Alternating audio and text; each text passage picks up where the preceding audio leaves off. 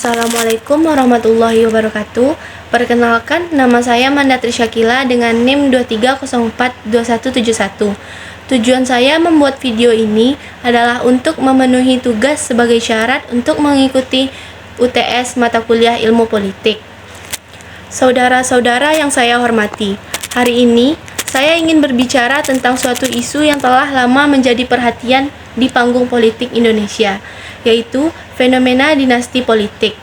Dinasti politik merupakan istilah yang mengacu pada situasi di mana satu keluarga atau kelompok tertentu mempertahankan atau memperluas kekuasaan politik mereka secara turun-temurun atau melalui anggota keluarga mereka. Ini adalah isu yang sangat kompleks dan kontroversial dalam politik di Indonesia dan memerlukan tinjauan yang cermat dan kritis. Pertama-tama, mari kita melihat sejarah panjang dinasti politik di Indonesia. Dinasti politik bukanlah fenomena baru di negeri ini. Bahkan, sejak zaman penjajahan Belanda, praktik-praktik yang mendukung dinasti politik telah ada. Selama periode kolonial, banyak keluarga ningrat pribumi yang bekerja sama dengan pemerintah kolonial dan mendapatkan posisi-posisi politik yang kuat. Setelah kemerdekaan Indonesia, beberapa keluarga ini terus mempertahankan pengaruh politik mereka. Salah satu contoh yang sangat terkenal adalah keluarga Soeharto.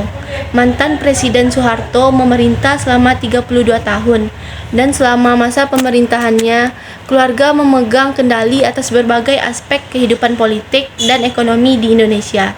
Hal ini menciptakan situasi di mana keluarga Soeharto memiliki kekuasaan yang luar biasa dan akses ke sumber daya nasional.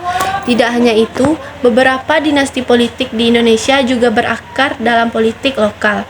Di banyak daerah, ada keluarga-keluarga yang telah menguasai kursi-kursi kekuasaan selama bertahun-tahun.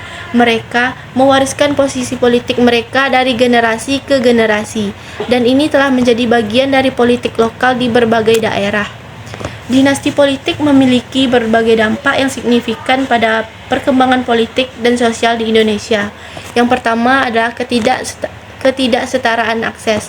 Salah satu dampak utama dari dinasti politik adalah terciptanya ketidaksetaraan dalam akses ke kekuasaan politik. Ketika satu keluarga atau kelompok memegang suatu kendali, itu berarti bahwa mereka memiliki akses yang jauh lebih besar ke kekuasaan dan sumber daya politik dibandingkan dengan warga negara biasa. Ini berarti bahwa orang-orang dari keluarga atau kelompok tertentu memiliki keuntungan yang besar dalam politik, sementara orang lain mungkin kesulitan untuk bersaing. Yang kedua adalah korupsi dan nepotisme. Dinasti politik seringkali memicu korupsi dan nepotisme. Keluarga atau kelompok yang memiliki kendali politik cenderung memprioritaskan kepentingan mereka sendiri, bahkan jika itu berarti merugikan masyarakat secara keseluruhan. Mereka dapat menggunakan posisi politik mereka untuk keuntungan pribadi dan mengabaikan prinsip-prinsip integritas dan keadilan. 3. Pemilihan berdasarkan hubungan keluarga. Dinasti politik juga dapat mengarah pada pemilihan pemimpin berdasarkan hubungan darah daripada kompetensi. Kualifikasi dan kemampuan calon seringkali tidak menjadi prioritas utama dalam pemilihan, yang mengarah pada perekrutan pemimpin yang mungkin kurang berkualitas. 4. Ketidaksetaraan dalam pelayanan publik. Masyarakat yang berada di bawah kendali dinasti politik juga seringkali menerima pelayanan publik yang tidak setara.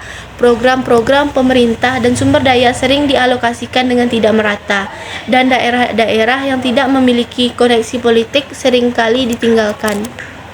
Kesimpulan dari pidato singkat saya ini adalah, dalam upaya untuk mengukur dampak dinasti politik, kita dapat menggunakan kriteria tertentu. Misalnya, kita dapat mengukur dampaknya pada tingkat ketidaksetaraan, korupsi, pembangunan, ekonomi, atau pelayanan publik.